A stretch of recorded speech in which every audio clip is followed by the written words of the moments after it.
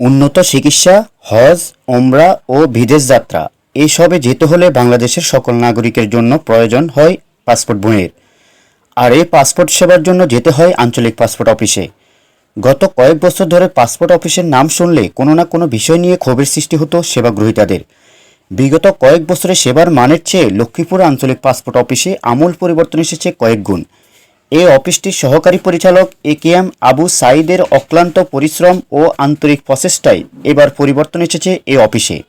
দালাল তদবির ও কোনো রকম হয়রানি ছাড়াই শুধুমাত্র সরকার কর্তৃক নির্ধারিত ফি দিয়েই কাগজপত্র সঠিক থাকলে স্বল্প সময়ে সেবাগ্রহীতারা পাবে পাসপোর্ট বই।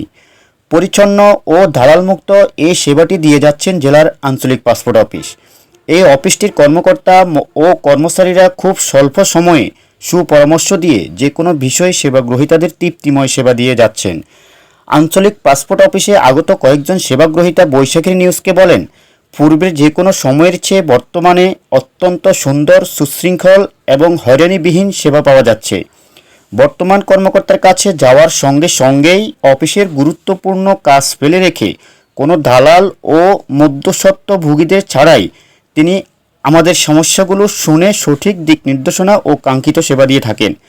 এ জেলার আঞ্চলিক পাসপোর্ট অফিসের বর্তমান সেবায় আমরা সন্তুষ্ট। সেবাগ্রহীতাদের মতামতের ভিত্তিতে জেলা আঞ্চলিক পাসপোর্ট অফিসের সহকারী পরিচালক একেএম আবু সাঈদ বলেন, সেবা গ্রহীতারা আমার কাছে অত্যন্ত সম্মানের। তাদেরকে ভালো সেবা দিতে পারলেই আমি সার্থক ও সফল। এই অফিসে আমি যতদিন কর্মরত থাকব ততদিন আমি তাদেরকে তৃপ্তিমতো সেবা দিয়ে যাব।